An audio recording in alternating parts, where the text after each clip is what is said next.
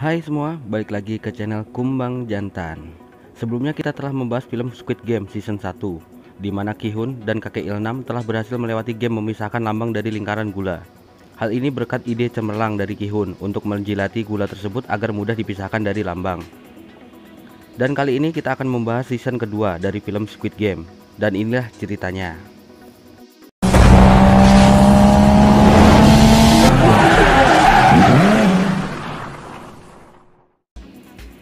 Setelah berhasil melewati game kedua, kakek Ilnam sangat berterima kasih kepada Ki-hun karena idenya mereka semua bisa selamat. Setelah itu mereka kembali berkumpul di tempat semula.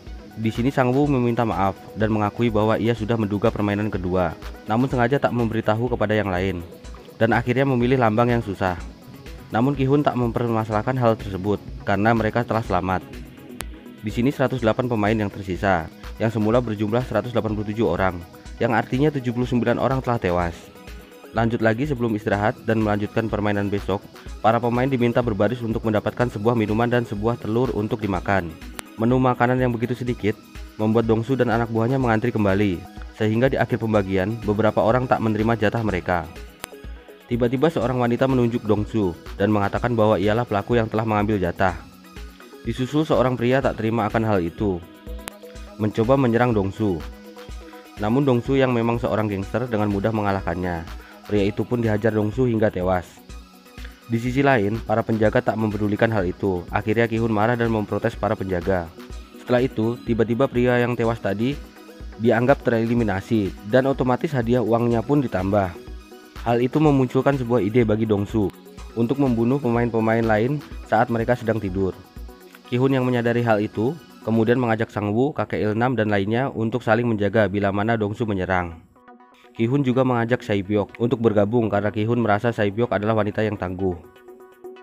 Di tempat lain, seorang pemain bernama Byung-gi tengah melakukan sebuah operasi dengan beberapa penjaga berbaju merah. Byung-gi yang berlatar belakang seorang dokter bekerja sama dengan penjaga untuk mengambil organ-organ penting dari para pemain yang telah tewas untuk dijual. Hal ini Byung-gi lakukan dengan imbalan informasi tentang game apa yang akan dilakukan selanjutnya besok. Setelah selesai dengan operasinya, dua penjaga memberitahukan bahwa Byung-gi harus memilih tim yang kuat karena besok akan ada permainan kekuatan fisik. Informasi jelasnya akan ditulis di kertas dan dimasukkan ke dalam sebuah telur. Setelah mengetahui permainan selanjutnya, Byung-gi akhirnya meminta untuk bergabung dengan tim Dongsu. Dongsu yang arogan menolaknya. Terpaksa Byung-gi memberitahu rahasianya kepada Dongsu untuk permainan selanjutnya. Dongsu akhirnya menerima Byung-gi. Di sisi lain, Jonsu yang menyamar menjadi penjaga bergabung dengan penjaga lain untuk menuju pintu aula tempat pemain tertidur. Karena frontman mengatakan malam ini akan ada permainan spesial. Setelah lampu mati dan pemain mulai tertidur, Dongsu dan anak buahnya langsung melancarkan aksinya dan membunuh pemain lain, termasuk wanita yang tadi menunjuk dirinya. Karena teriakan dari wanita tersebut, semua pemain pun panik dan saling serang tanpa terkendali. Semua berantakan di kegelapan. Dongsu sempat menyerang Sae-byok, namun Sae-byok berhasil melawan dengan melukai kaki Dongsu dengan pisaunya. Sae-byok kemudian mendatangi Ki-hun. Setelah itu mereka saling menjaga. Saat tim Ki-hun dan Dongsu saling berhadapan, kakek Ilnam berteriak dari atas tempat tidur paling tinggi dan mengatakan untuk berhenti. Jika tidak, semua akan mati dan permainan akan berakhir. Frontman di ruangan kendali kemudian menyalakan lampu dan memerintahkan para penjaga masuk. Game atau permainan spesial pun berakhir. Di sini telah tewas 27 pemain sehingga tersisa 80 pemain yang masih hidup.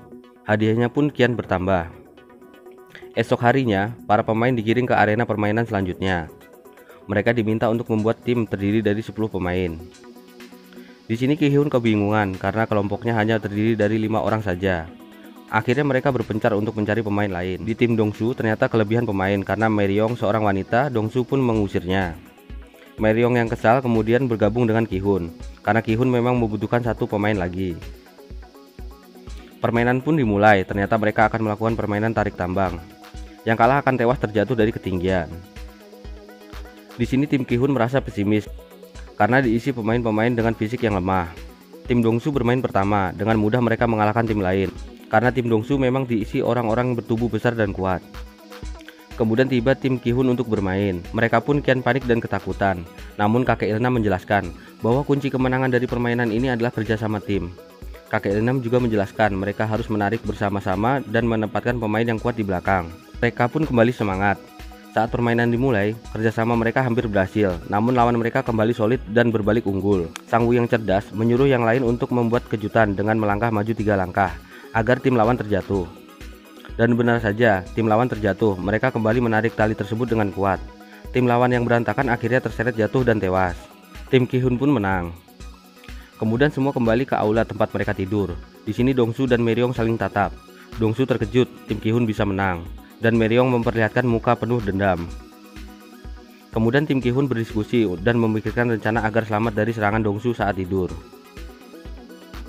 Kemudian Ki-hun dan kawan-kawan mencoba membuat sebuah benteng dari tempat tidur untuk menghalau Dongsu jikalau menyerang. Di sela membangun benteng, Dongsu mendatangi Ki-hun dan mencoba untuk mengejeknya. Namun Ki-hun berbalik menasihati Dongsu agar dirinya lebih takut dengan anggotanya dibanding dengan tim lain. Karena Dongsu orang terkuat saat ini, pastinya banyak orang yang mengincar dirinya untuk mati. Karena efek perkataan Ki-hun, akhirnya Dongsu melarang anak buahnya untuk menyerang tim lain dan lebih fokus menjaga diri masing-masing. Malam itu pun tak ada penyerangan, hanya ada saling curhat antar pemain di kehidupan nyata mereka. Di sisi lain, Byung-gi kembali melakukan operasi organ vital pemain yang telah tewas. Setelah itu, 2 orang penjaga membawa organ tersebut melewati jalan rahasia menuju keluar dari tempat itu untuk dijual. Balik ke Byung-gi, saat operasi selesai, ia menanyakan permainan apa yang akan dilakukan besok. Salah satu penjaga mengatakan bahwa mereka belum mendapat bocoran dari frontman. Byung-gi yang kesal mulai mengancam salah satu penjaga. Namun saat lengah, penjaga tersebut menyerang balik Byung-gi. Namun Byung-gi mampu bertahan dan berhasil membunuh penjaga itu. Byung-gi kemudian kabur dan keluar menuju suatu ruangan. Ternyata ruangan tersebut adalah tempat permainan gula kemarin. Satu penjaga yang mengejar Byung-gi mencoba menenangkan Byung-gi. Di sisi lain, salah satu penjaga tadi yang membawa organ tubuh menanyakan mau dibawa kemana organ-organ tersebut.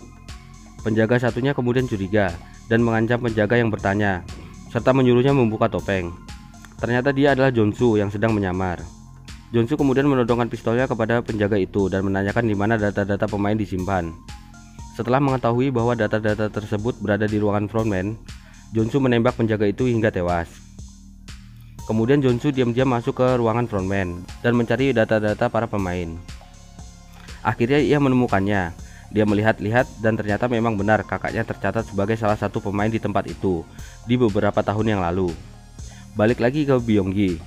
Penjaga itu berhasil menenangkan Byung-gi dan saat akan membunuhnya, tiba-tiba frontman menembak penjaga itu dan mengatakan bahwa ia tak peduli dengan aktivitas ilegal mereka. Namun ia sangat marah jika seorang melakukan kecurangan saat bermain. Penjaga lain kemudian menembak Byung-gi hingga tewas. Frontman juga mendapatkan informasi bahwa salah satu penjaga tewas ditembak penyusup. Saat dilihat dari pelurunya, ternyata peluru itu berasal dari pistol polisi. Kemudian frontman memerintahkan untuk memeriksa semua pemain. Ternyata tak ditemukan hal mencurigakan dari semua pemain, sehingga frontman memerintahkan anak buahnya untuk mencari di seluruh ruangan. Pagi harinya mereka digiring ke arena pertandingan. Di sela perjalanan mereka diperlihatkan beberapa penjaga dan juga mayat Byung-gi yang sudah digantung. Frontman juga mengatakan permohonan maaf atas kecurangan itu dan akan lebih baik lagi di permainan selanjutnya. Kemudian semua pemain dikumpulkan di suatu ruangan dan diminta untuk mencari pasangan masing-masing. Tim Ki-hun terjadi perdebatan karena beberapa pemain tak mau berpasangan dengan wanita dan juga tak mau berpasangan dengan kakek Il-nam yang sudah tua. Ki-hun ingin mengajak Sang Woo, namun ternyata Sang Woo sudah mengajak Ali untuk berpasangan. Di kejauhan terlihat kakek Il-nam yang terdiam di pojok karena tak ada yang mau berpasangan dengannya. Akhirnya Ki-hun mengajak kakek Il-nam untuk menjadi pasangannya. Sedangkan Sae-byok diajak seorang wanita bernama Ji-yong. Ji-yong juga berjanji akan berusaha memenangkan permainan bersama Sae-byok. Waktu pun habis. Meryong yang tak memiliki pasangan memohon kepada Dongsu untuk berpasangan dengannya. Namun Dongsu mengacuhkannya sehingga Meryong dibawa penjaga ke tempat lain. Sedangkan pemain lainnya mulai memasuki arena permainan. Arena itu berbentuk seperti gang-gang kecil perumahan. Kemudian penjaga memberikan sebuah kelereng ke semua pemain berjumlah 10 butir. Ki-hun dan kakek Il-nam merasa senang dan akan berusaha memenangkan kelereng dari pasangan lain. Namun tak disangka, setiap pasangan harus membuat sebuah permainan untuk saling merebut kelereng tanpa menggunakan kekerasan. Artinya ialah pasangan mereka adalah lawan mereka sendiri. Semua orang merasa sedih karena salah satu dari mereka akan mati. Di sini kakek Il-nam penyakitnya kambuh, ia lupa ingatan meninggalkan Ki-hun. Ki-hun mencoba mengajak bermain kakek Il-nam. Kakek Il-nam tak mau, hingga Ki-hun terpaksa membentak kakek Il-nam.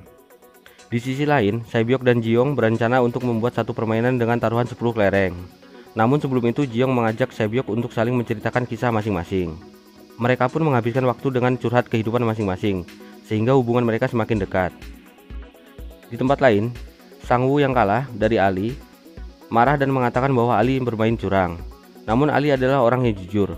Akhirnya Sang-woo merayu Ali agar mereka menantang pasangan lain. Hal itu dilakukan agar mereka berdua bisa lolos dari permainan ini. Ali pun setuju. Diam-diam Sang-woo mengambil 20 kelereng milik Ali. Sang-woo kemudian menyerahkan kelereng itu kepada penjaga dan memenangkan pertandingan. Ali pun akhirnya ditembak penjaga hingga tewas. Balik ke Saebyok. Saebyok dan Jiyoung memilih permainan lempar kelereng. Siapa yang melempar paling dekat dengan tembok adalah pemenangnya. Saebyok mendapat giliran pertama, kemudian Jiyoung tiba-tiba tak melempar dan hanya menjatuhkan kelerengnya. Saebyok marah karena ia ingin bermain sportif. Namun Jiyoung menjelaskan bahwa lebih baik Saebyok yang hidup karena masih memiliki seorang anak daripada dirinya yang tak memiliki siapa-siapa. Akhirnya Jiyoung pun ditembak mati. Ki-hun masih mencoba bermain dengan kakek Il-nam. Ki-hun sempat kalah dan kelerengnya hanya tersisa satu butir. Kemudian Ki-hun mencurangi kakek Il-nam yang sedang pikun. Saat kelereng kakek Il-nam tinggal satu butir, kakek Il-nam meminta untuk melakukan taruhan terakhir dengan semua kelereng yang dimiliki. Ki-hun pun marah karena itu tak adil. Ki-hun memiliki 19 butir dan kakek Il-nam hanya satu butir. Kemudian kakek Il-nam mengatakan bahwa sedari tadi kakek Il-nam sebenarnya tidak pikun dan sengaja untuk mengalah. Ki-hun yang mengetahui hal itu merasa sangat bersalah dan merasa malu. Kemudian kakek Il-nam memberikan satu butir terakhir kelerengnya kepada Ki-hun. Karena kakek Il-nam merasa hidupnya sudah tak akan lama lagi. Jadi percuma saja jika kakek Il-nam menang. Ki-hun pergi dari arena itu sebagai pemain terakhir. Ia pun mendengar tembakan untuk kakek Il-nam. Dan season 2 pun selesai. Itulah tadi alur cerita film Squid Game season 2. Banyak pemain yang telah gugur dari permainan kali ini dan menyisakan beberapa pemain untuk permainan selanjutnya.